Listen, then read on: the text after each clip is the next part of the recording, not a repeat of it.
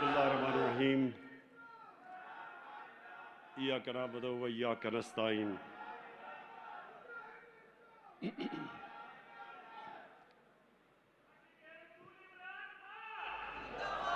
बिस्मिल्लाहिर्रहमानिर्रहीम। फिर से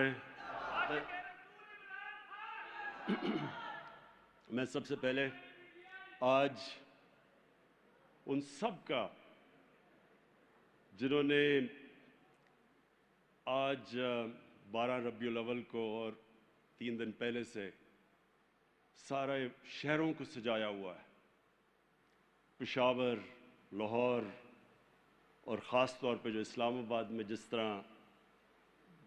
भरपूर तरीके से हमने खुशियाँ बनाई हैं इस मुबारक महीने की, तो मैं उन सब को आज खराज तहसीन पेश करता हूँ। और मैं ख़ास तौर पे जो अभी आपको मैं एक छोटी सी फिल्म दिखाऊंगा 5 मिनट की, जिस तरह दिल से ये फिल्म बनाई गई है, मैं ये चाहता था कि एक ऐसी 5 मिनट की फिल्म हो जो कम से कम हमारी यूथ को, नौजवानों को बताए तो सही कि हम क्यों अपने नबी सल्लल्लाहु अलैहि वसल्लम से इतना इश्क करते हैं। कई लोगों को अभी तक इस चीज़ का इल्म नहीं कि ये हम क्यों उनकी सालगिरह की खुशियाँ बनाते हैं। लोग खुशियाँ बनाते हैं, उनको ये भी नहीं पता। तो मैं वो चाहता था कि एक छोटी सी पहले 5 मिनट की फिल्म हो, उसके बाद मैं आपसे बात करूँगा, जो ये बताए कि उन्होंने कितना बड़ा दुनिया की तारीख में वो इनकलाब लेके आए, और फिर वो देखते देखते एक अजीम कौम बन गए मुसलमान, और फिर वो नीचे क्यों आए। तो मैं पहले चाहूँगा कि वो फिल्म देख लें। उससे पहले मैं अल्लाह का ख़ास आज शुक्र अदा करना चाहता हूँ कि उसने मुझे तौफीक दी कि मैं अपनी कौम से इस भरपूर तरीके से हम 12 रबीउल अव्वल का खुशियाँ बनाएं। मैं अल्लाह का शुक्र अदा करना चाहता हूँ।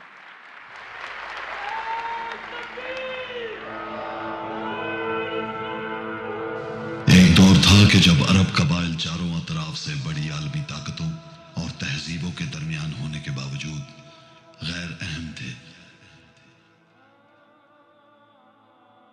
जहां इंसान की कोई अहमियत ही न थी। अरब मुआशरा अदल व इंसाफ व अखलाकी अक़दार से कोसों दूर था। जहालत का ज़माना था। गुलामों से इंतहाई नारवा सलूक किया जाता था। बेटियों को जिंदा दफन किया जाता था। कोई ख़ानदानी निज़ाम नहीं था। मुख्तलिफ कबीलों में बटे कबाइल एक दूसरे के खून के प्यासे थे। तारीकी के इस दौर में वजाए तख्लीक कायनात मोहम्मद मुस्तफ़ा सल्लल्लाहु अलैहि वसल्लम का ज़हूर हुआ, जिनकी आमद ऐसी पुरनूर रोशनी थी कि जिसके आगे कफ़ार मक्का के जुल्म सितम और नाइंसाफ़ी मांद पड़ गई। हक और सच ऐसा कि दुश्मन भी आपको सादिक और अमीन कहे बिना ना रह पाए। इस सवाल पजीर माशरे में सदाए हक बुलंद करना आसान न था, और जब हक की आवाज़ उठी तो मुज़ाहमत भी भरपूर हुई। मसाइब बढ़े तो आप सल्लल्लाहु अलैहि वसल्लम अल्लाह के हुक्म से मदीने की जानिब हिजरत फरमाई। मदीना जो आपके इस्तकबाल के लिए मुंतज़र था। शहर मदीना अदल व इंसाफ, भाईचारा, माशरती फलाह और अखलाकी अक़दार की नई तहजीब का महवर बनता गया, जहाँ इंसानियत जाग उठी और एक इस्लामी माशरे की बुनियाद पड़ी, जहाँ तालीम औरतों को तहफ़्फ़ुज़ फराहम करना रियासत की जिम्मेदारी ठहरी। एक मिसाली फलाही रियासत जिसमें अक़लियतों को बराबरी की बुनियाद पर हकूक़ फराहम किए गए, जहाँ मालिक और ग़ुलाम के दरमियान फ़र्क मिटा दिया गया और इंसानियत को शर्फ हासिल हुआ। वहीं रंग व नस्ल की तफरीक मिटा दी गई। आप सल्लल्लाहु अलैहि वसल्लम ने एक ऐसा मुआशरा तरतीब दिया जिसने अपने किरदार से दुनिया बदल कर रख डाली। मैदान बदर में सिर्फ 313 पर मुश्तमिल दस्ते ने एक नए आलमी इनकलाब की बुनियाद रखी।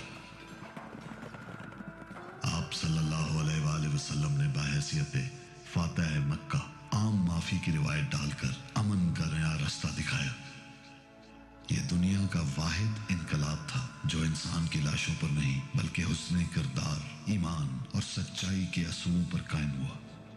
बेशक इस्लाम प्यार, अखुवत और अमन का दीन है, ना कि जोर और जबरदस्ती का। नबी पाक सल्लल्लाहु अलैहि वसल्लम सिर्फ 10 सालों में एक ऐसा बड़ा इनकलाब लेकर आए जिसने दुनिया की इमामत की, जिसके आगे 2 आलमी कुव्वतें रोमन और पर्शियन एम्पायर ने जज्बा ईमानी वाले के सामने घुटने टेक दिए। यह एक फिक्री और नजरियाती इनकलाब था जिसकी बदौलत मुसलमानों ने सियासी, अस्करी, माशरती और माशी कुव्वत बनकर अक़वाम आलम में इल्म और हिकमत, साइंस और टेक्नोलॉजी में भी अपनी बरतरी का सिक्का जमाया। इल्म, तहजीब व तमद्दुन सदियों तक अरूज पर रही। फिर वक्त ने करवट बदली। तालीमात नबी से दूरी और अखलाकी पस्ती ने गुलामी को हमारा मुकद्दर बना दिया। और अब ज़रूरत इस अमर की है कि हम अमली तौर पर आकाए दो जहां रिसालत माब हज़रत मोहम्मद मुस्तफ़ा सल्लल्लाहु अलैहि वसल्लम की सुन्नत पर अमल पैरा हों और अदल व इंसाफ, इंसानियत, सच्चाई, दयानतदारी और नेक किरदार से तर्ज ज़िंदगी अपनाएं। इसलिए रहमतुल आलमीन अथॉरिटी का क़याम अमल में लाया जा रहा है, जिसका बुनियादी मकसद और किरदार सबको मुत्तहद करना और हम आहंगी पैदा करना है। दुनिया को इस्लाम की असल शक्ल दिखाना है। इस अथॉरिटी में दुनिया के नामवर स्कॉलर्स अपना किरदार अदा करेंगे। स्कूल्स के अंदर सीरत नबी सल्लल्लाहु अलैहि वसल्लम के निसाब का मुसलसल जायजा लेना और रहनुमाई करना, मीडिया के जरिए माशरे की तर्ज जिंदगी में मुस्बित तब्दीली लाना, फिक्री और नजरियाती सोच को बेदार करना, इस्लामी तारीख और तालीमात पर मबनी फिल्मों, टेलीविजन ड्रामों के जरिए आगाही, यूनिवर्सिटीज में तहकीक और मुबाहिसा, हुकूमत की रब्बुल आलमीन स्कॉलर्स की मॉनिटरिंग, मेरिट पर मबनी ऑनलाइन सिस्टम, स्पेशल प्रोजेक्ट्स और सूफिया कराम की जिंदगियों और तालीमात से सीखना, नौजवानों को एक मुतबादिल रास्ता बताना जो सिरातुल मुस्तकीम है, जिसकी बुनियाद और असास सीरतुन नबी सल्लल्लाहु अलैहि वसल्लम है। सबक फिर पढ़, सदाकत का, अदालत का, शुजाअत का लिया जाएगा तुझसे काम, दुनिया की इमामत का।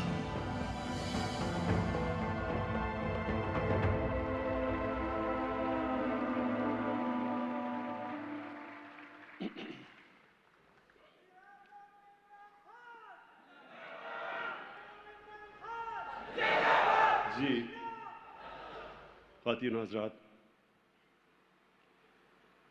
ये जो छोटी सी फिल्म, इसमें एक चीज़ आपने जो नोटिस की होगी कि 622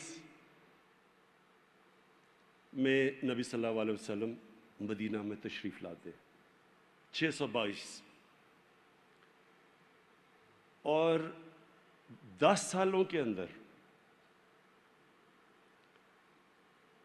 जब मदीना में तशरीफ़ लाते हैं तो 600 मुसलमान होते हैं, सिर्फ आदमी और औरतें, और 10 सालों में वो सारा अरब का नक्शा बदल जाता है। जो जितनी भी 10 सालों में जंगें होती हैं, जो टोटल लोग उन जंगों में मरते हैं वो 1400, 150 मुरब्बा मील पे छा जाते हैं मुसलमान, और 600 से 1.25 करोड़ पे चले जाते हैं, 1.25 लाख पे चले जाते हैं, सॉरी। अब कहने का मेरा क्या मतलब है कि ये जो हुआ था ये कोई तलवार की जोर से नहीं हुआ था, ये दुनिया का बड़ा फिक्री इनकलाब आया था।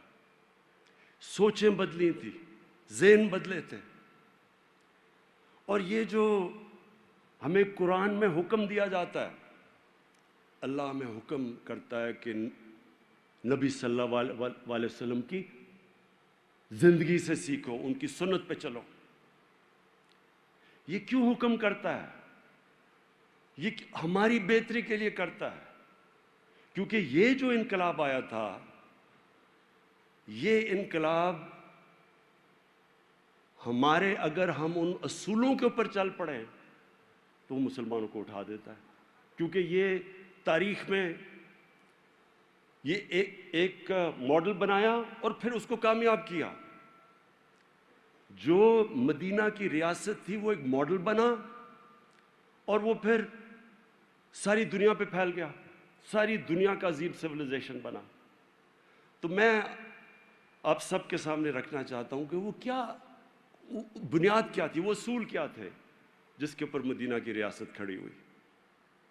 اور یہ میں اپنے نوجوانوں کو، خاص طور پہ اس ملک کے نوجوانوں کو اس چیز سے آگاہ کرنا چاہتا ہوں. اور یہ جو اتھارٹی کے ہم نے فیصلہ کیا وہ بھی میں بعد میں آپ کو ایکسپلین کروں گا. لیکن یہ کیوں ضروری ہے؟ کیونکہ میں سمجھتا ہوں کہ ہمارے ملک میں سب کچھ اللہ نے دیا ہے. اس ملک میں کسی چیز کی کمی نہیں. جو 3 سال اقتدار میں رہا ہوں تو میں ہمیشہ حیران ہوتا رہا کہ اللہ نے کتنی نعمتیں بخشی ہیں پاکستان کو، لیکن جو راستہ ہے وہ ہمیں اپنا راستہ ٹھیک کرنا ہے. اور میں اب سے نہیں 25 سال پہلے جب میں نے اپنی پارٹی بنائی تھی تو ہم نے اپنا ویژن اپنی دیا تھا کہ مثالی اسلامی فلاحی ریاست، مطلب کہ مدینہ کی ریاست. یہ 25 سال پہلے ہماری ویژن تھی. ہمارا نصب العین تھا ایاک نعبد و ایاک نستعین. اور میں تب بھی اس نتیجے پہ پہنچ گیا تھا کہ اگر اس قوم نے ایک عظیم قوم بننا ہے تو اس کو وہ اصولوں پہ جانا پڑے گا. تو میں آپ کے سامنے وہ کیا اصول تھے کہ وہی لوگ، وہی عرب تھے. وہ آپ نے شروع میں نقشہ دیکھا، ایک طرف آدھی دنیا پرشین امپائر، آدھی دنیا رومن امپائر، تھوڑے سے عرب تھے بیچ میں، آپس میں قبیلے تھے، لڑتے تھے. تو وہ کیا ہوا کہ 622 سے لے کے 632 تک وہ کیا ہوا کہ وہ دو لوگ دنیا کی امامت کرنے شروع کر دیا. اور اگلے 20 سالوں کے اندر وہ موراکو سے لے کے تو ہندوستان تک پہنچ گئے، سینٹرل ایشیا تک پہنچ گئے. وہ کیا چیز تھی؟ اور یہ ہے، اگر ہم یہ سمجھ جائیں، یہ ہے جس سے انشاءاللہ ہمارا ملک ایک عظیم ملک بنے گا. اصول کیا تھے؟ تو میں آپ کے سامنے اصول رکھتا ہوں. اور میں کوئی اسلام کا اسکالر نہیں ہوں. انشاءاللہ یہ جو ہماری اتھارٹی بنے گی اس میں ہم ابھی سے بڑے بڑے انٹرنیشنل اور پاکستانی اسکالرز کو جمع کر رہے ہیں اور ان کا کام ہے کہ یہ لوگوں تک لے کے جائے. لیکن میں نے اپنی جو تحقیقات کی میں آپ کے سامنے رکھتا ہوں. سب سے پہلے چیز نبی صلی اللہ علیہ وسلم نے کی، اچھے کو اچھا اور برے کو برا، اخلاقی معیار اٹھایا ایک معاشرے کا. انہوں نے موریلٹی معاشرے کی اٹھائی، اور موریلٹی بیسڈ یہ ہے کہ اچھے اور برے کی تمیز ہو. اور جو موریلٹی اٹھائی اس معاشرے کی، وہ بڑی دیر تک مسلمانوں کو دنیا کے اندر جب مسلمان دیکھتے تھے تو لوگ ان کو سمجھتے تھے کہ یہ وہ ایماندار، صداقت، سچے لوگ، امانت دار لوگ ہیں. آپ حیران ہوں گے کہ جب آپ اکاؤنٹس پڑھیں، جب کروسیڈز کا پہلا، یورپینز کا پہلا ٹاکرا ہوا عربوں کے ساتھ، تو وہ ساری رائٹنگز میں پڑھیں کہ وہ مسلمان ان کو سمجھتے تھے کہ بالکل وحشی ہیں، جنگلی ہیں. اور وہ جب دیکھتے تھے صلاح الدین ایوبی کے اوپر، جب باہر سے آپ کتابیں پڑھیں تو ان کے بڑا کیریکٹر بڑا اوپر تھا، مورل سٹینڈرڈز بہت اونچی تھی ان کی. تو سب سے پہلے اپنی انہوں نے پرسنالٹی سے معاشرے کی اخلاقیات اٹھا دی.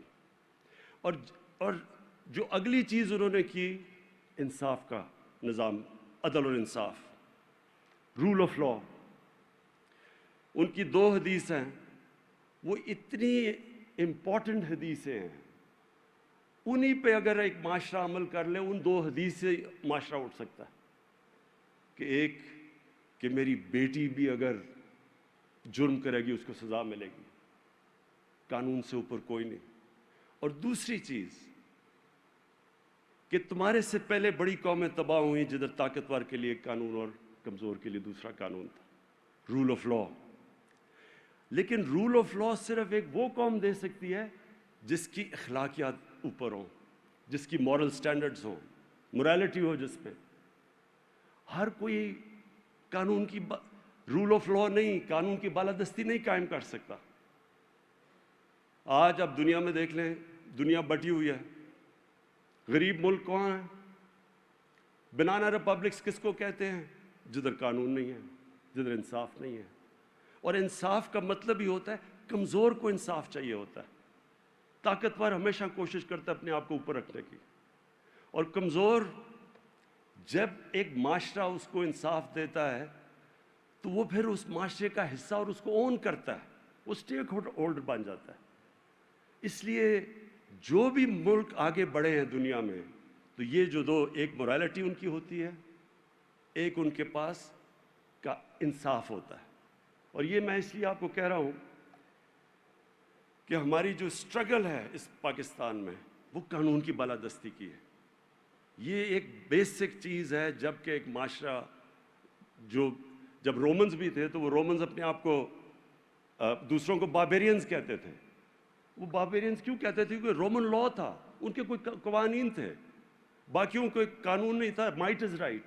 बनाना रिपब्लिक का मतलब होता है जिसकी लाठी उसकी भैंस। वहाँ ताकत का जोर होता है, जंगल का कानून होता है। तो इसलिए ये जो मदीना की रियासत के बेसिस क्या थे?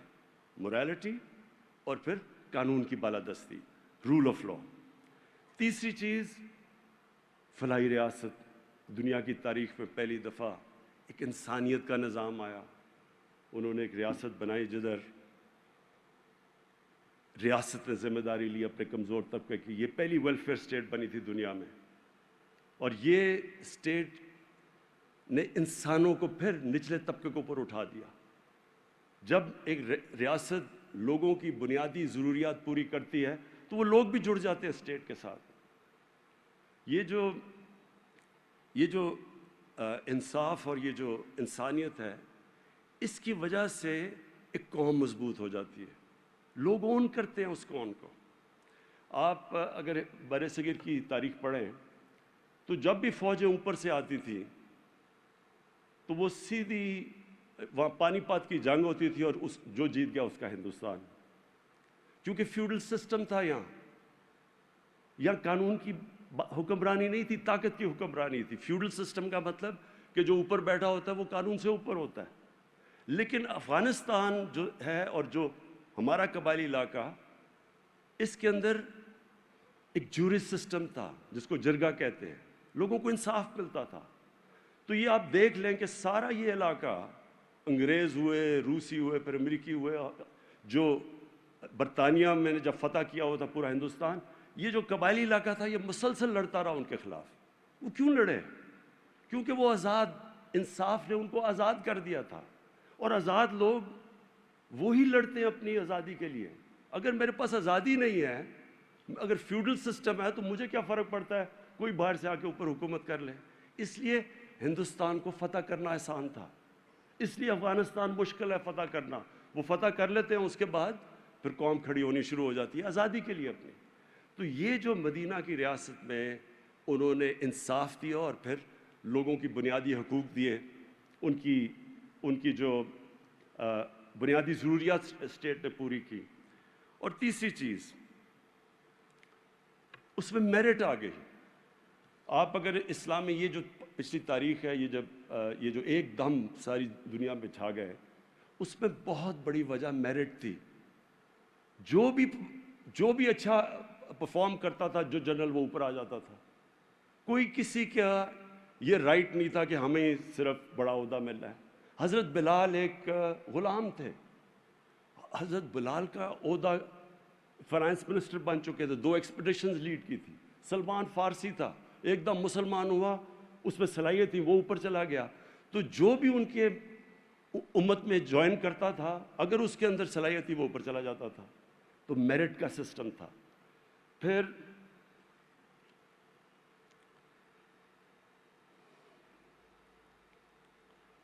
उन्होंने लीडर्स प्रोड्यूस किए। जब आप ये یہی جو دور ہے، میں نے جو چھوٹی سی فلمیں ایک دم پھیل گئے، تو آپ ساتھ ساتھ یہ دیکھیں گے کہ ایک کے بعد دوسرا لیڈر نکلتا گیا، جو ان کے ارد گرد تھا وہ لیڈر بن گیا، سارے صحابہ لیڈر بن گئے، کیونکہ ان کی جو انہوں نے جو ان کے اندر کیریکٹر بلڈنگ کی، اچھا وہ کیا صلاحیتیں تھی، وہ لیڈر بن گئے۔ لیڈر کے اندر کیا کوالٹیز ہونی چاہیے؟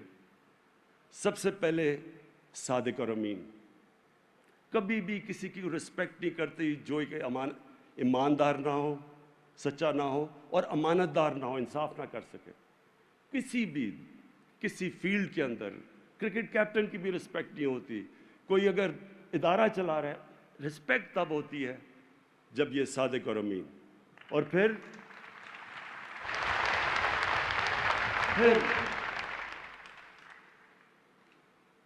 لوگوں کے خوف، جو خوف ہے، یہ کبھی بزدل انسان لیڈر نہیں بن سکتا۔ ان سب کے خوف ختم کر دیے، جو ان کے قریب تھا ایک سے ایک بڑا وہ دلیر لیڈر بن گیا۔ تو خوف کیسے ختم کیے؟ کیونکہ 3 چیزوں سے انسان خوف کھاتا ہے، مرنے سے، ذلت سے، اور رسک جانے سے کہ میری روزی نہ چلی جائے۔ تو یہ قرآن کے اندر اللہ نے ان تینوں چیزیں کہا کہ یہ میرے ہاتھ میں ہے۔ تو جب اللہ کے ہاتھ میں زندگی ہے، جب عزت بھی اس کے ہاتھ میں ہے، جب رزق بھی اس کے ہاتھ میں ہے، لوگوں کے خوف چلے گئے۔ تو وہ ایک ایسے لوگ بن گئے جو کہ لیڈرز بن گئے، اور اتنے چھوٹے ٹائم میں، اور انشاءاللہ یہ ہماری اتھارٹی اس پہ ریسرچ کر کے سامنے لے کے آئے گی کہ کتنے زیادہ لیڈرز اتنے تھوڑے وقت میں بنے۔ ایک لیڈر نہیں تھا، ایک ہیرو نہیں تھا، ہیروز ہی نکلتے گئے۔ سب انسان چھوٹے سے، جو مولانا رومی کہتا ہے نا کہ جب اللہ نے تمہیں پر دیے ہیں تو چونٹیوں کی طرح کیوں زمین پہ رینگ رہے ہو؟ اقبال کے شاہین بن گئے، زنجیریں توڑ دی انہوں نے، جنہوں نے روکا ہوا تھا انسان کو، جو اس کا پوٹینشیل ہے، اشرف المخلوقات، اللہ کی سب سے عظیم مخلوق۔ آزاد ہو گئے لوگ، چھوٹے لوگ بڑے لوگ بن گئے، دنیا میں وہ پھیل گئے۔ اچھا، پہلے ان کے ساتھ جو صحابہ تھے وہ سارے لیڈرز بنے، ان کو جو دیکھے نیچے وہ لیڈرز بن گئے۔ تو سارے مسلمان ملکوں کے اندر جو مسلمان جب پھیلے دنیا میں، تو اس میں سب سے بڑی کوالٹی لیڈرشپ تھی۔ پھر انہوں نے معاشرے میں کیا کیا؟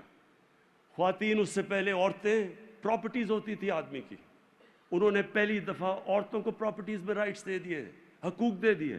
وہ حقوق جو یورپ میں کئی 100 سال بعد آئے، اس وقت انہوں نے عورتوں کو حقوق دے کے معاشرے کے اندر، انہوں نے آخری خطبے میں کہا کہ عورت پہ بھی اتنے حقوق ہیں جو آدمی پہ ہیں، اور آدمی پہ عورت پہ ہیں۔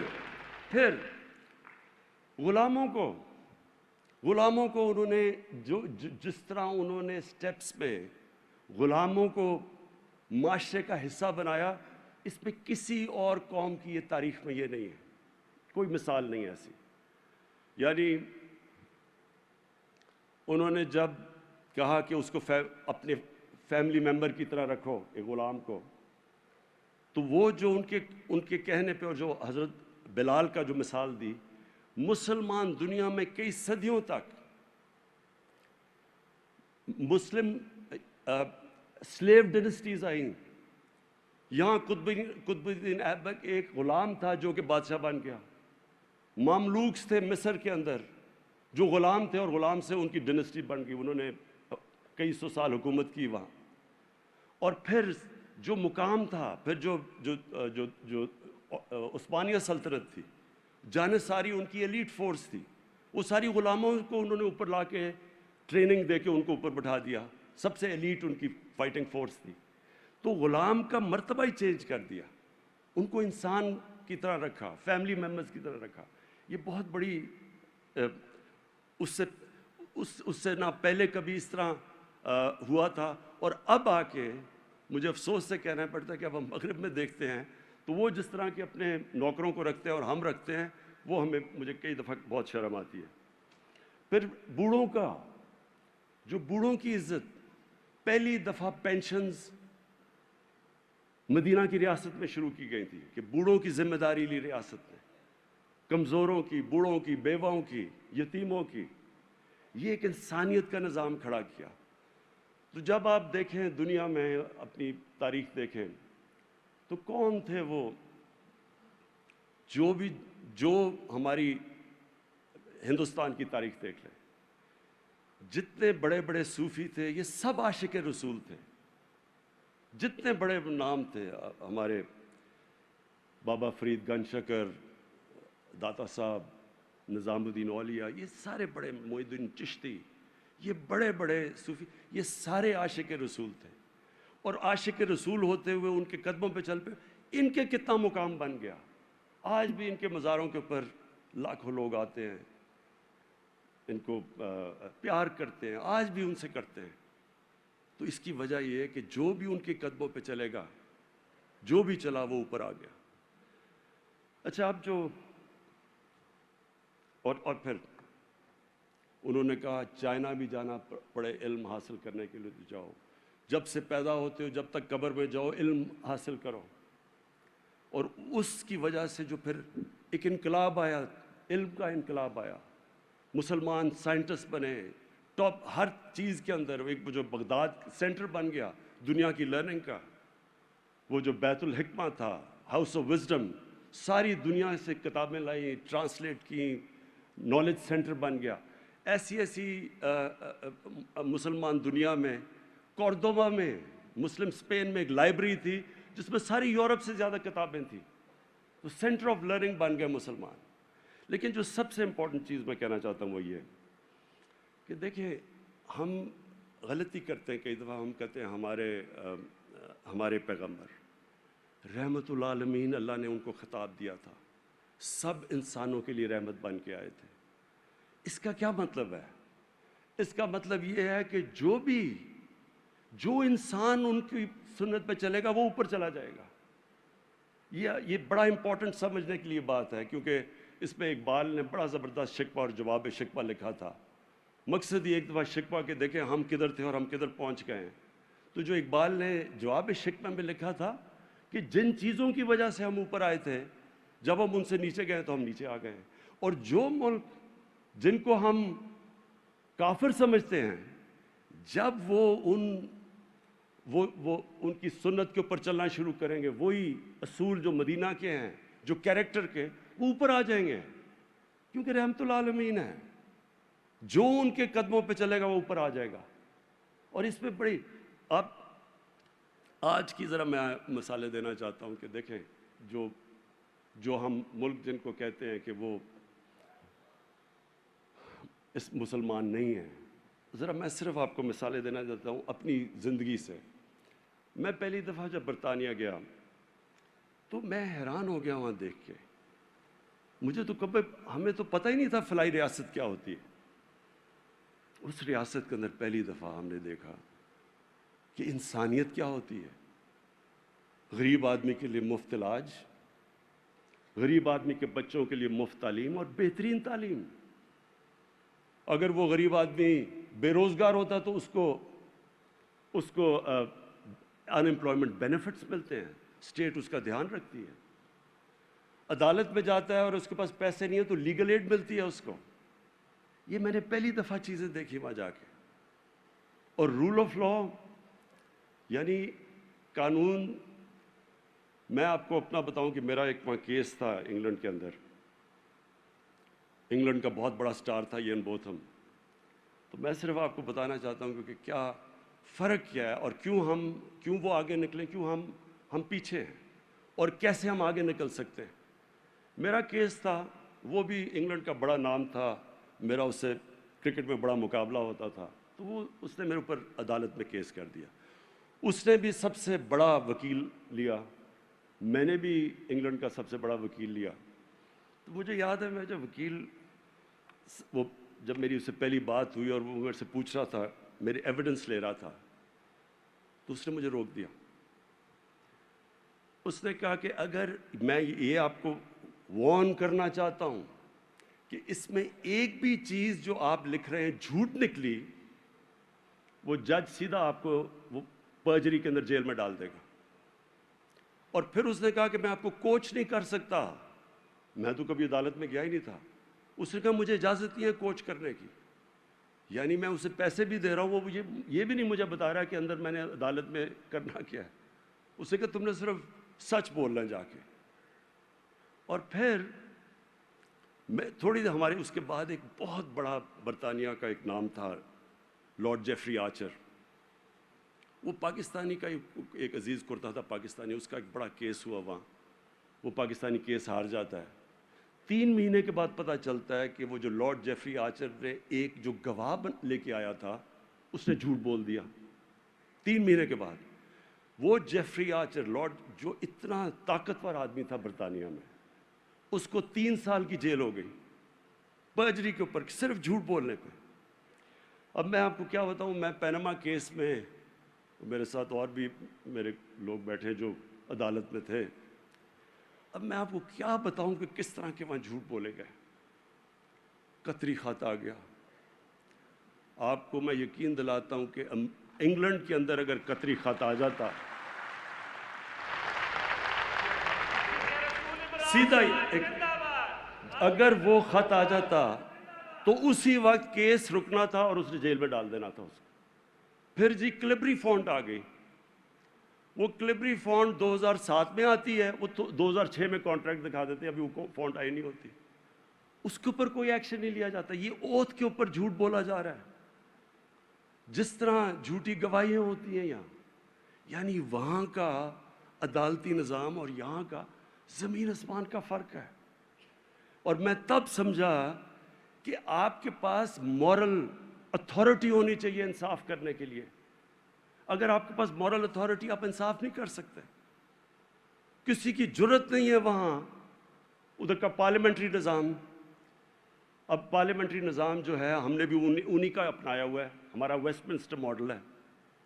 اب وہاں کا پارلیمنٹ, کیونکہ میری 20 سال گزرے وہاں, تو وہاں کا جو پارلیمنٹری نظام ہے جس کے اوپر ان کی ساری پارلیمنٹری ڈیموکریسی چلتی ہے, وہ ہے ہی اگر آپ کے پاس اخلاقیت, اگر آپ کے پاس اخلاقیت کا معیار ہے تو وہ ڈیموکریسی کامیاب ہو سکتی ہے, نہیں تو وہ نہیں چلتی.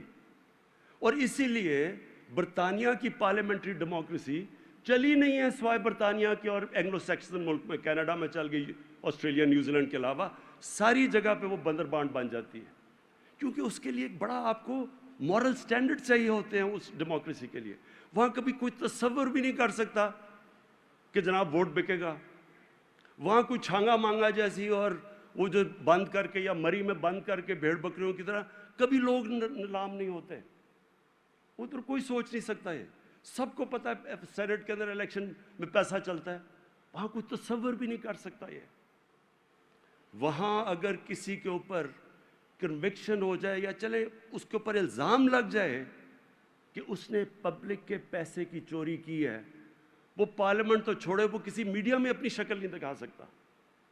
تو دیکھیں, یہ میں آپ کو صرف سمجھانے کی کوشش کر رہا ہوں کہ ہمارے پاس اللہ نے سب کچھ دیا ہے, لیکن وہ جب آج جو ہمارا سارا پروگرام اور آج جو ہم سیلیبریٹ کر رہے ہیں 12 ربیع الاول, ہماری کوشش ہونی چاہیے کہ ان کی طرح پہلے سنت سیکھے تو صحیح.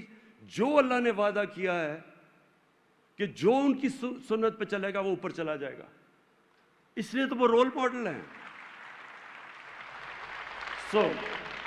میں نے اپنی ذرا ڈیموکریسی دیکھتا ہوں, اپنی جو اخلاقیات وہ دیکھتا ہوں, اور میں یہ سمجھتا ہوں کہ یہ ہماری سب سے بڑی جنگ ہے اس ملک کی.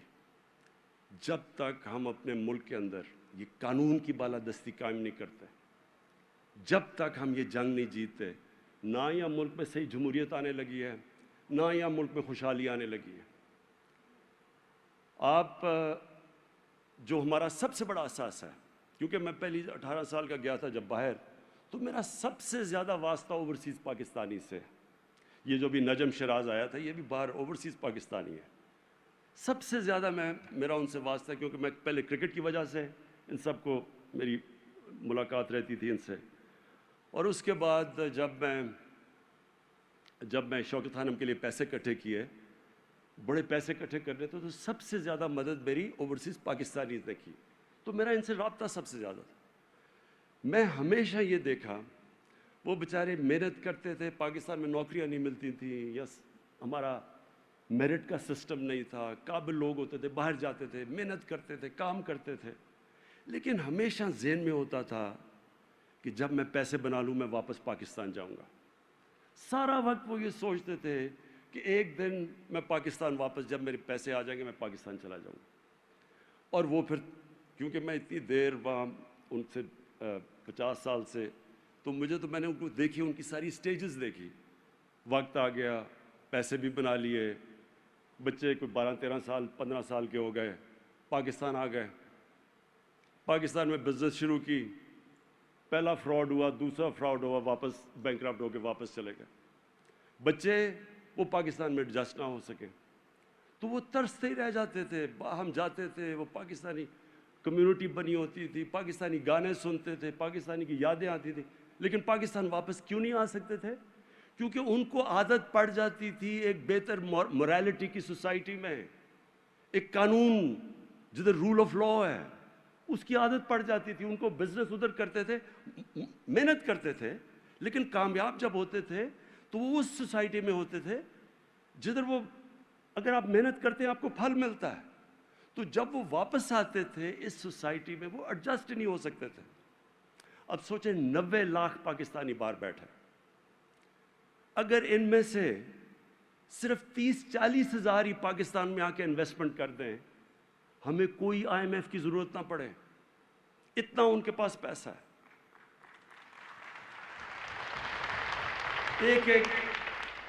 ایک پاکستانی میں جانتا ہوں جس کے پاس صرف اکیلے کی دولت اتنی ہے جتنا ہمارے IMF کا قرضہ ہے، ایسے جانتا ہوں میں وہاں۔ لیکن ان سے پوچھیں کہ آپ پاکستان کیوں نہیں آتے، وہ پاکستان کا سسٹم ان کو پاکستان نہیں آنے دیتا، وہ ترستے ہیں پاکستان آنے کے لیے۔ تو یہ جو موریلٹی، قانون کی بالادستی، یہ ہمارے ملک کے لیے، اس لیے اگر ہم نے خوشحال ہونا ہے تو ہمیں ضرورت ہے اس کی۔ اپنے ملک کو جب تک جو پوٹینشل آزاد کرنا ہے تو تب تک یہ نہیں ہوگا جب تک ہم اس ملک میں قانون کی بالادستی قائم نہیں کریں گے، جب تک ہم اپنی اخلاقیات کو نہیں اوپر لے کے جائیں گے۔ اور یہ اللہ نے جب رحمت العالمین کا خطاب دیا تو انہوں نے کہا کہ جو ان کے راستے پہ چلے گا وہ اوپر چلا جائے گا۔ آپ دیکھ لیں، آپ برطانیہ کے اندر ایک بڑا زبردست ایک سیکنڈ ورلڈ وار میں ایک انسیڈنٹ ہے کہ ہٹلر کی فوجیں سارا یورپ فتح کر لیا، انہوں نے سارا یورپ فتح ہو گیا۔ اب وہ انتظار کر رہی ہیں برطانیہ میں آنے کے لیے، صرف راستے میں سمندر ہے، بمباری ہو رہی ہے، بلٹس ہو رہی ہے، ایک بلڈنگ نہیں کھڑی، لندن کی تباہ ہو رہی ہیں بلڈنگ۔ تو لوگ خوف زدہ ہو کے ان کے پرائم منسٹر ونسٹن چرچل کے پاس پہنچتے ہیں اور کہتے ہیں کہ پرائم منسٹر صاحب کیا ہم بچ جائیں گے، کیا ہم قوم بچ جائے گی؟ اس نے آگے سے جواب دیا کہ کیا ہماری عدالتیں انصاف دے رہی ہیں؟ وہ دنگ رہ گئے کہ ہم کہہ رہے ہیں کہ اس کی ہٹلر کی بمباری ہو رہی ہے، تباہ کر رہا ہے، ملک ہے، وہ کہہ رہا ہے آگے سے کہ عدالتیں انصاف دے رہی ہیں۔ اصل میں وہ مطلب اس کا یہ تھا کہ کیا ہمارے میں ابھی تک وہ اخلاقی معیار ہے کہ ہماری عدالتیں انصاف دے رہی ہیں، کہ ان میں قوت ہے انصاف دینے کی؟ تو ہوا کیا؟ برطانیہ تو بچ گیا، جرمنی بھی شکست کھا گیا، جاپان بھی شکست کھا گیا۔ جرمنی کے اندر ایک بلڈنگ نہیں کھڑی تھی جب جنگ ختم ہوئی، جاپان کے اوپر 2 ایٹم بم گر چکے تھے۔ 10 سالوں میں دونوں قومیں کھڑی ہو گئیں۔ کیوں کھڑی ہو گئیں؟ کیونکہ اخلاقیات کو بمباری سے آپ تباہ نہیں کر سکتے۔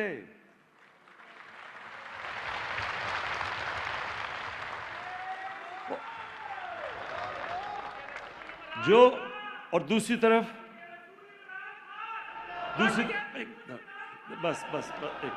دوسری طرف آپ دیکھ لیں ہماری زندگی میں بیروت، سارے مڈل ایسٹ کا بیروت کو کہتے تھے پیرس ہے مڈل ایسٹ کا۔ ہم نے اپنی زندگی میں سارے یہاں سے بھی سوچتے تھے جی بیروت جانا ہے، وہ اتنی زبردست جگہ۔ آج بیروت اور لیبنن فیلڈ سٹیٹ کہا جا رہا ہے. آج ان کی اکثریت غربت کی لکیر سے نیچے چلی گئی ہے. کیا وجہ ہے؟ وجہ دیکھنی ہے تو وہ جو لوگ سڑکوں پہ نکلے ہوئے وہ کیا کہہ رہے ہیں کہ ہماری گورنمنٹ کرپٹ ہے. ہماری گورنمنٹ کرپٹ ہے یہ کیوں کہہ رہے ہیں؟ کیونکہ وہاں جو طاقتور ہے وہ قانون سے اوپر ہے, وہ پیسے بنا رہا ہے, اس کو ان کا قانون کا نظام نہیں پکڑ سکتا. اور وہی ملک جو سب سے خوشحال علاقہ تھا, جس کی ساری مڈل ایسٹ سے لوگ چھٹیاں منانے جاتے تھے, وہ آج ایک فیلڈ سٹیٹ بنا ہوا ہے.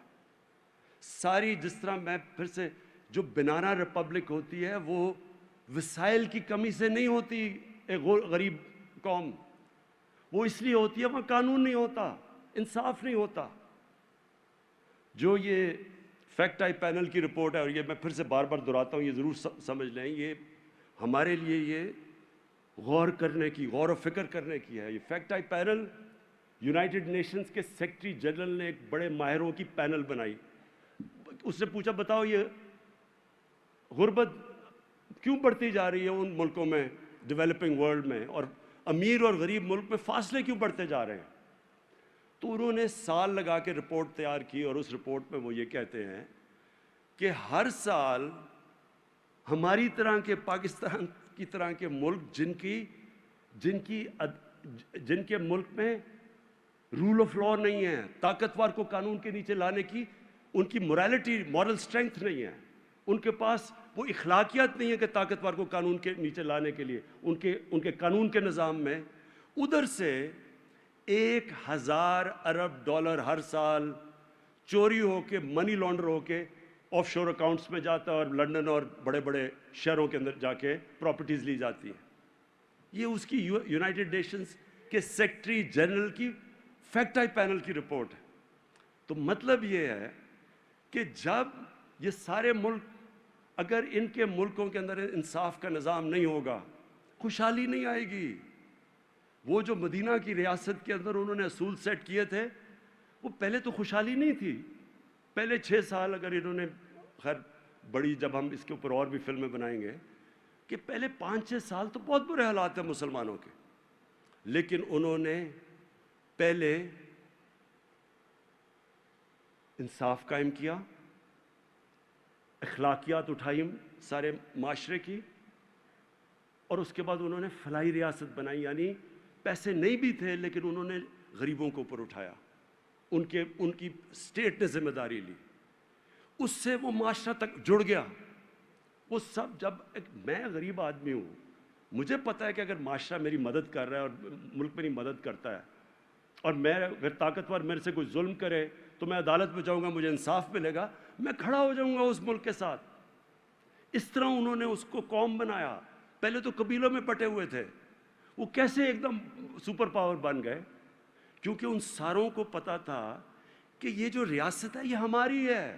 انہوں نے اون کیا کہ ہمیں انصاف بھی دیتی ہے, ہماری بنیادی ضروریات بھی پوری کرتی ہے, میرٹ ہے یہاں, میں محنت کروں گا تو میں اوپر آ جاؤں گا. یہ نہیں کہ وہاں صرف چند خاندانی اوپر بیٹھے ہوئے ہیں, جو محنت کرے گا اوپر آ جائے گا. قوم کو آزاد کر دیا, اور پھر اپنی مثال سے جو لیڈرشپ انہوں نے کھڑی کی, ان کو شاہین بنا دیا. تو لیڈرز بھی بن گئے, قوم بھی آزاد ہوگی, اس قوم پھیل گئی دنیا پہ. تو ہمارا چیلنج اب کیا ہے؟ ہمارا چیلنج یہ ہے کہ ہمارے جو یوتھ ہے, ہمارا جو نوجوان ہے اس ملک کا, اس کو ہم صحیح طرف لگائیں, اس کا راستہ ہم صحیح کریں. اکثریت اس ملک کے نوجوانوں کی ہے, اور میں اپنے نوجوانوں کو یہ پیغام دینا چاہتا ہوں کہ دیکھیں, مجھے تو اللہ نے سب کچھ دے دیا. میں وہ ایک خوش قسمت انسان ہوں جس کو کوئی کسی قسم کی ضرورت نہیں ہے. جو میں چاہتا تھا, جس طرح کی جو بھی چیزیں, اللہ نے تو مجھے سب کچھ دے دیا. میں صرف یہ چاہتا ہوں کہ جو میں پہلی جنریشن تھا اس ملک کی, ہمارے ماں باپ غلام ہندوستان میں پیدا ہوئے تھے. ہم بچپن میں ساری وقت کہانیاں سنتے تھے جو ماں باپ ہمیں بتاتے تھے کہ تمہیں نہیں پتہ غلامی کیا ہے, کس طرح انگریز یہاں حکومت کرتا تھا, کس طرح ہماری کوئی حیثیت نہیں تھی. تو وہ ہم بڑے ہوئے تھے اس چیز سن کے, اور پھر ہم نے اپنے ملک کو اوپر جاتے دیکھا. یہ یاد رکھو, آج سے 50 سال پہلے پاکستان اوپر جا رہا تھا, یہ سارے خطے میں سب سے تیزی سے ترقی کر رہا تھا, اور پھر ہم نے اس کو نیچے آتے دیکھا, اور اس کو ہم نے ادھر. تو میری کوشش ایک ہے کہ ہم واپس ایک وہ ملک جو ایک بہت بڑی خواب تھی پاکستان کی, لا الہ, جس ملک کا نعرہ تھا کہ پاکستان کا مطلب کیا, لا الہ الا اللہ, اس کو کس نے,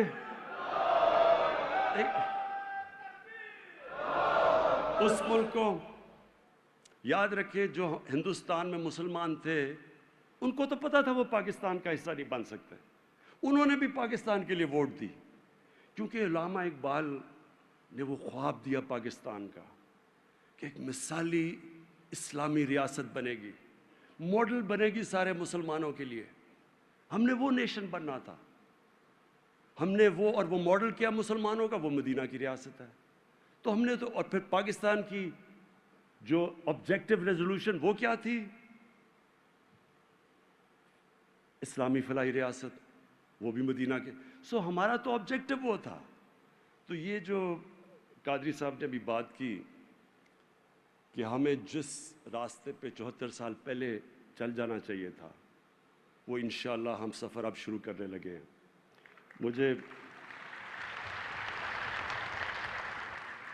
مجھے قادری صاحب نے کہا, مجھے کہتے ہیں کہ میں جب لوگوں کو کہتا ہوں کہ دیکھیں پرائم منسٹر چاہتا ہے کہ مدینہ کی ریاست کے طرز پہ پاکستان کو بنایا جائے, تو کہتے ہیں, وہ آگے سے کہتے ہیں خود تو سارے مزے کر گئے, اب ہمیں لگا دیا مدینہ کی ریاست کے اوپر.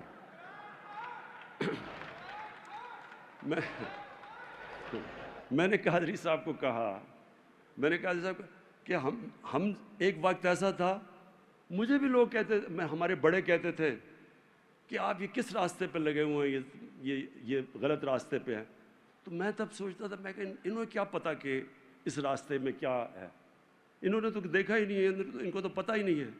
مجھے پتہ ہے, میں نے وہ سارا راستہ دیکھا ہوا ہے.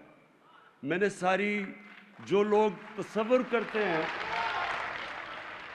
یہ ذرا غور سے, میں اپنے نوجوانوں کو پھر سے کہہ رہا ہوں, غور سے ذرا میری بات سنیں. دیکھیں, لوگ ساری وقت امید لگاتے ہیں, ان کو گلیمر اور یہ اور وہ اور فلم سٹارز اور ایکٹرز اور پاپ سٹارز کی, یہ کوئی بڑا گلیمرس زمانہ ہے, اور یہ کوئی ایسی چیز ہے جو ہم سارے کوشش کرتے ہیں. رول ماڈلز وہ ہیں, میرے بھی وہی رول ماڈلز تھے.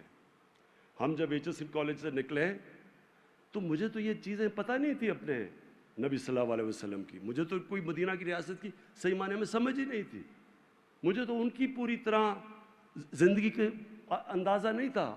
ہمیں ایسی ایک لگتا ایسے تھا, جب ہم, تب تو بڑے تھوڑے انگلش میڈیم اسکول تھے, تو جب ہم وہاں سے لے کے لگتا ایسے تھا کہ ہمارا جو اپنا کلچر ہے وہ بھی پیچھے ہے, ہم بیکورڈ ہیں, سارا کچھ آگے ہے, ٹیکنالوجی ادھر ہے, وہ ملک آگے نکل گئے, اور جو وہ کہتے ہیں وہ ٹھیک ہے, اور جو ان کے رول ماڈلز ہیں وہ ہمارے بن گئے. تو ہم ان رول ماڈلز کے پیچھے ہم سب فالو کرتے رہے, اور رول ماڈلز بنتے رہتے ہیں انسان کے. پہلے میرے اپنے 2 کزنس تھے, وہ رول ماڈلز تھے, کرکٹرز تھے دونوں. پھر جیسے جیسے آگے گیا, پھر اسپورٹس مین, پھر پاپ سٹار وغیرہ.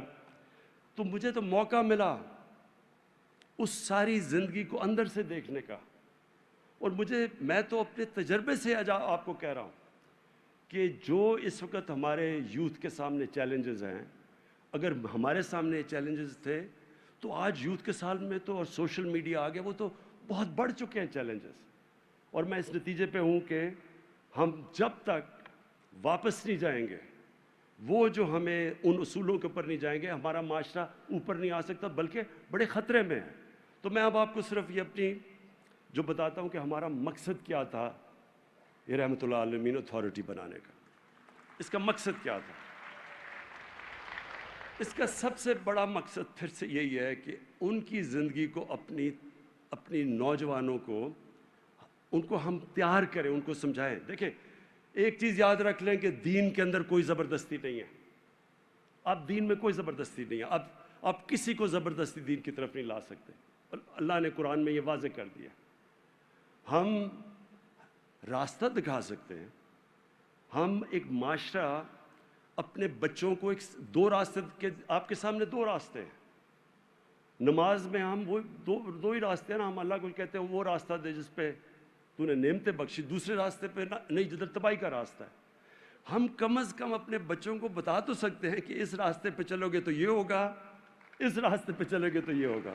یہ تو ہم کر سکتے ہیں.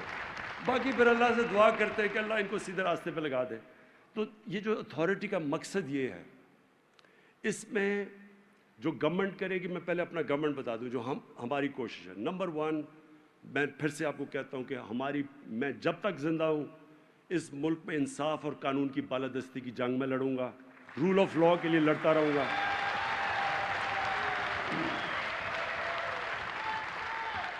یہ جو لوگ اپنے آپ کو اس ملک میں قانون سے اوپر سمجھتے ہیں، وہ سمجھتے ہیں کہ وہ جو مرضی جرم کریں، یہ اس ملک کا قانون ان کو پکڑنا نہیں چاہیے یا پکڑ نہیں سکتا. وہ جب تک ہم ان کو قانون کے نیچے نہیں لے کے آئیں گے، جب تک طاقتور قانون کے نیچے نہیں آتا، آپ کبھی بھی یہ نہ سوچیں کہ نیچے سرکاری نوکر پٹواری اور یہ پیسے نہیں لیں گے. ہمیشہ اوپر سے معاشرہ ٹھیک ہوتا ہے، جو مدینہ کی ریاست میں ہوا تھا. نبی صلی اللہ علیہ وسلم نے اوپر سے معاشرے کو ٹھیک کیا تھا. تو ہم نے اوپر سے طاقتور کو قانون کے نیچے لے کے آنا ہے. جو ان کی پھر سے کہ بڑی قومیں برباد ہوئی تمہارے سے پہلے، جیسے طاقتور کے لیے ایک قانون اور کمزور کے لیے دوسرا تھا. قوم کبھی بھی ساری جتنے یہ غریب ملک ہیں، ہر ملک کا یہی مسئلہ ہے. ہر غریب ملک کا مسئلہ یہ ہے کہ ان کی ایلیٹ نے پیسہ سارا باہر رکھا ہوا ہے. ان کے بھی آف شور اکاؤنٹس ہیں، ان کے بھی بڑے بڑے مغربی کیپٹلز میں بڑی بڑی پراپرٹیز ہیں. تو یہ تو جنگ لڑیں گے. اور دوسرا فلاحی ریاست، وہ انشاءاللہ اس کے اوپر پورے ہم لگے ہوئے ہیں. میں یہ آج کل کے جو مشکل دور ہے، مہنگائی ہے، باہر سے ساری قیمتیں، کرونا کی وجہ سے انفلیشن آئی ہوئی ہے، قیمتیں مہنگی ہیں. ہم ابھی احساس کا پروگرام شروع کریں گے انشاءاللہ، جس میں ہم نیچے 1.25 کروڑ خاندانوں کو ہم ان کو پیسے دیں گے، کھانے پینے کی چیزوں کی، گندم کے، ان کو ہم سبسڈائز کریں گے انشاءاللہ. اگلے مہینے سے ہم شروع کر رہے ہیں. پھر ہمارا کامیاب پاکستان آ رہا ہے، وہ بھی ایک بڑا ریولوشنری پروگرام ہے. قرضے دیں گے نوجوانوں کو سود کے بغیر.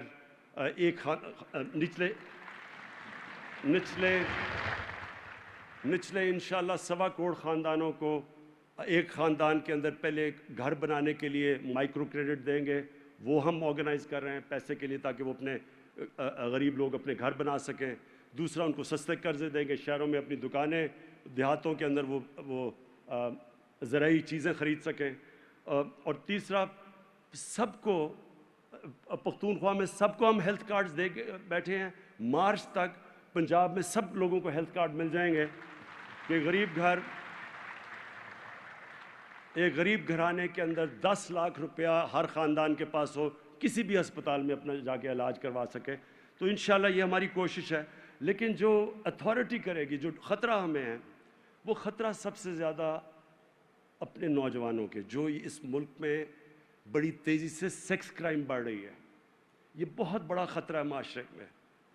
اور میں آپ کو یہ بتا دوں کہ یہ میں نے خود دیکھا برطانیہ میں. جب میں شروع میں گیا تو 14 کے اندر ہر 14 شادیوں میں 1 طلاق ہوتی تھی.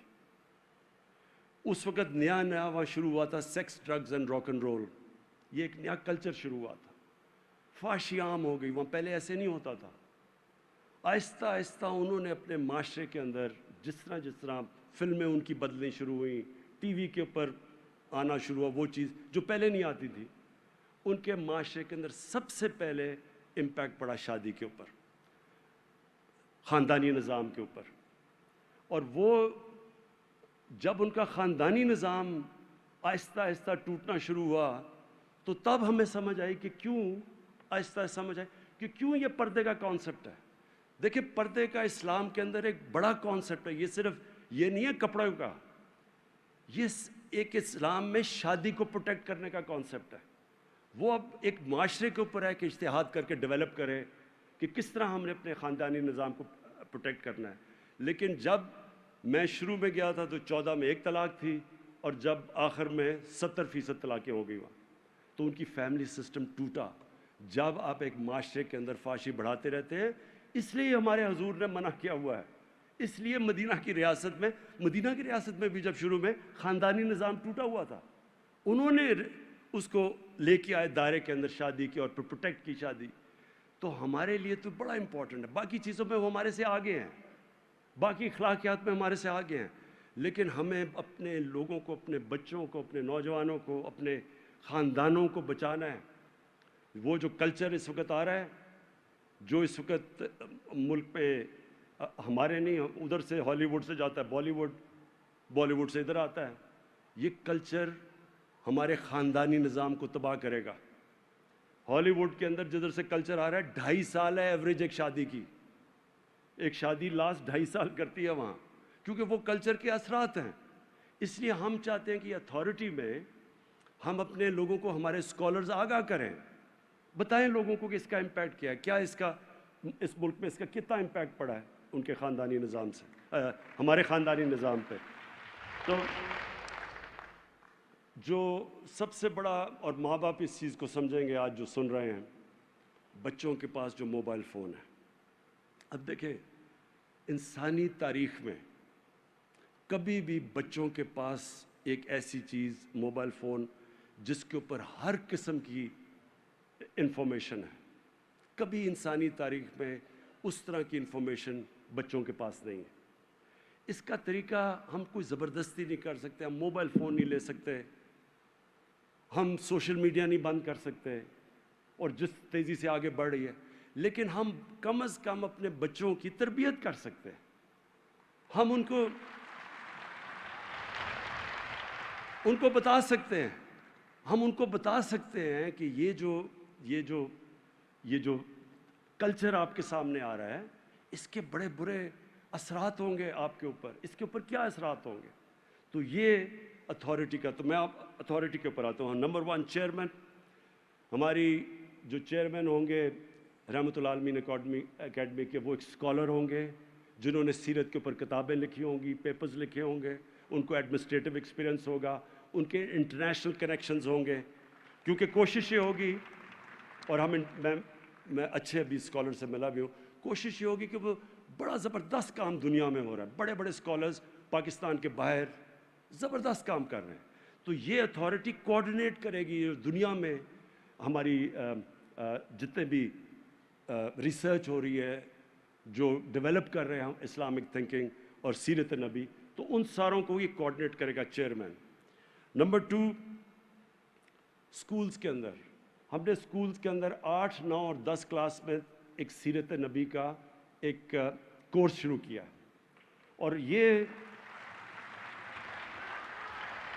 اسکولوں کے اندر مانیٹر کیا جائے گا۔ یہ ذرا غور سے سن لیں، دیکھیں، کوشش یہ ہوگی کہ یہ ایک اسکالر جو ہوگا، ایک جو پہلے چیئرمین، اس کے بعد جو دوسرا اسکالر، وہ یہ اسکولوں کے اندر مانیٹر کریں گے کہ یہ جو سیرت پڑھائی جا رہی ہے اس کے کیا اثرات ہیں، اور ٹائم کے ساتھ کریکولم چینج کرنا ہے، کیونکہ بڑی تیزی سے سوچ آگے بڑھ رہی ہے، تو اس لیے وہ مانیٹر کریں گے۔ اور اس کے بعد ایک تیسرا، میڈیا میں ایک اسکالر ہوں گے جو میڈیا کو سنبھالیں گے۔ اور میڈیا کے اندر کیا ہوگا؟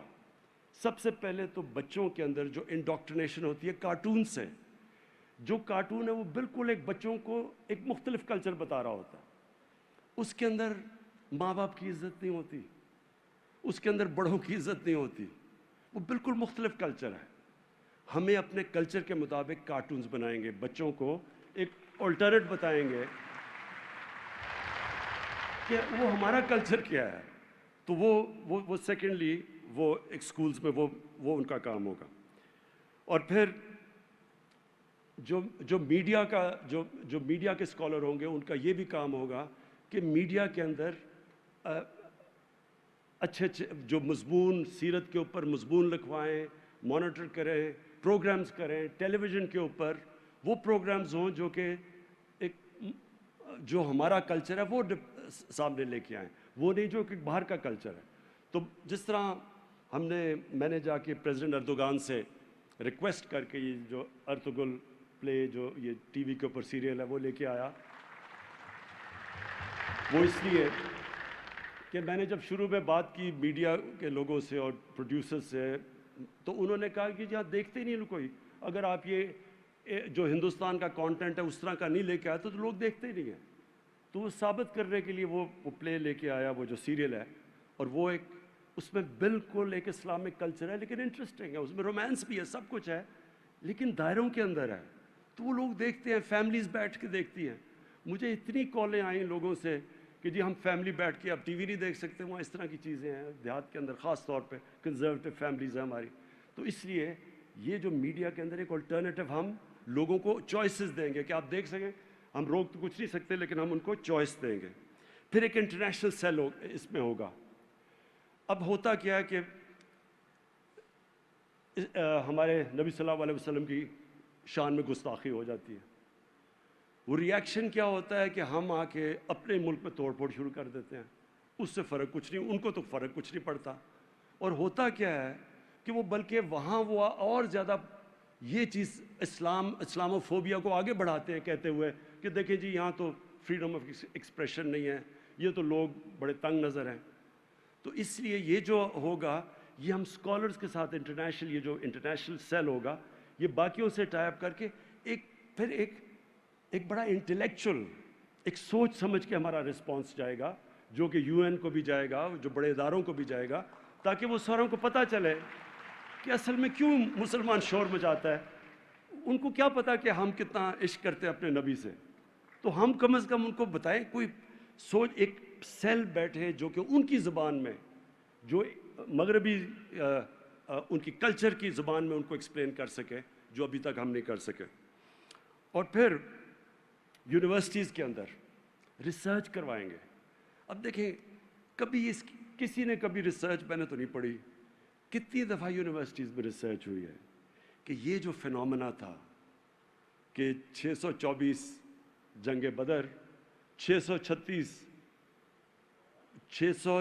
میں 313، 636 11 سالوں کے بعد رومنز ہار جاتے ہیں یارمک میں، پورا یعنی سپر پاور، اور اگلے سال پرشیا دوسری سپر پاور گھٹنے ٹیک دیتی ہے۔ تو یہ کیا ہوا تھا؟ کیوں نہیں اس فینومینا کے اوپر ریسرچ ہوتی، کتابیں ہوتی، یہ یونیورسٹیز کے اندر ڈیبیٹس کیوں نہیں ہوتی؟ تو انشاءاللہ یہ، اور جیسی آپ ڈیبیٹس کریں گے لوگوں کو خود ہی سمجھ آنا شروع ہو جائے گا کہ ہمارا عروج کیوں تھا اور زوال کیوں ہے، اسی میں سمجھ آ جائے گی۔ اور پھر اسپیشل پروجیکٹس، ایک ہمارے اسکالر ہوں گے جو اسپیشل پروجیکٹس کے اوپر بیٹھے ہوں گے۔ اس کا کیا مقصد ہو کہ جو ہمارے بڑے دن ہے، مثلاً 12 ربیع الاول ہے، اس پہ ان کا کام ہوگا کہ لوگوں کو پھر سے یہ سیرت ایکسپلین کریں۔ ہم آ کے خوشیاں بنا کے چلے گئے ہیں، کیا ہمیں پتہ ہے کہ ہم جس انسان کے لیے ہم خوشیاں بنا رہے ہیں اس کی اپنے سنت پہ عمل کرتے ہیں؟ یعنی اس کی جو اس نے ہمیں کہا ہوا اپنی امت کو کہ جس راستے پہ چلو، کیا ہم چلتے ہیں اس راستے پہ؟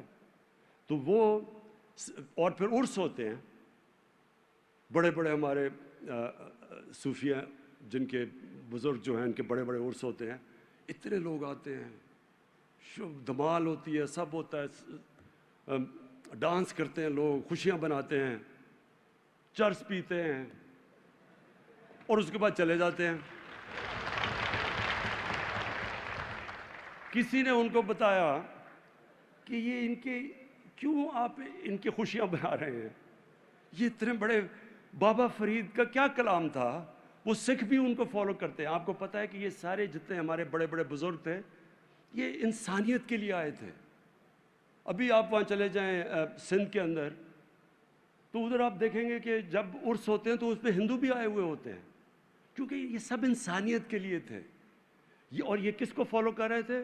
رحمت العالمین کو، جو انسانیت کے لیے آئے تھے۔ تو سب انسانوں کو اکٹھا کرنے والے تھے۔ یہ اسلام پیار کا دین تھا۔ یہ جب عرس پہ جب جائیں تو کم از کم اس سے پہلے ہم بتائیں تو صحیح کہ ہمارا دین تو پیار کا دین ہے۔ یہ تقسیم کرنا، کبھی بندوق کے نوک کے اوپر کرنا، یہ ہمارا دین نہیں ہے۔ تو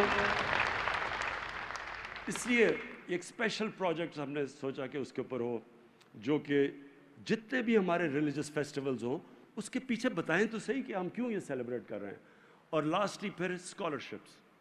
ہم نے ابھی تک رب العالمین کے رحمت العالمین کی نام پہ اسکالرشپس دیے ہیں, اور ان اسکالرشپس میں ایک پھر یہاں بیٹھ کے جو ہماری اتھارٹی میں ہوگا, اس کا کام یہ ہوگا کہ دیکھیں کہ کیا پہلے تو اسکالرشپس میرٹ پہ جا رہی ہیں, آن لائن پورے کمپلینٹس جن اسکالرشپ جو بھی لیں گے ان کے کوئی بھی کمپلینٹس ہیں, مسئلے آ رہے ہیں, کوئی ایسے اسٹوڈنٹس ہوں گے جو قابل لوگ ہوں گے, پڑھ رہے ہیں, یعنی کسی سبجیکٹ میں بھی پڑھ رہے ہیں اور ان کے پاس پیسے ختم ہو جاتے ہیں, وہ یہاں آن لائن ہمیں کانٹیکٹ کریں گے.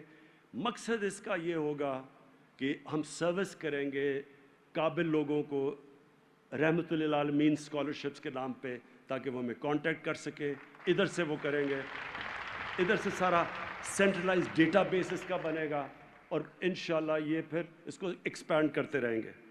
میں جو آخر میں بس میں صرف یہ ایک چیز کہنا چاہتا ہوں کہ دیکھیں, میری کوشش یہ ہے کہ میرا جو نوجوان ہے پاکستان کا, اس کو یہ جو اللہ نے اتنا عظیم ملک دیا ہے اور ان لوگوں کو پوری طرح اندازہ نہیں ہے, سب کچھ دیا ہے, میں صرف یہ چاہتا ہوں کہ میری طرح وہ یہ چلیں, اور رول ماڈلز تو ہوتے ہیں, رول ماڈلز تو ہر انسان کے ہوتے ہیں, لیکن ان کا نمبر 1 رول ماڈل میرے نبی صلی اللہ علیہ وسلم بن جائے.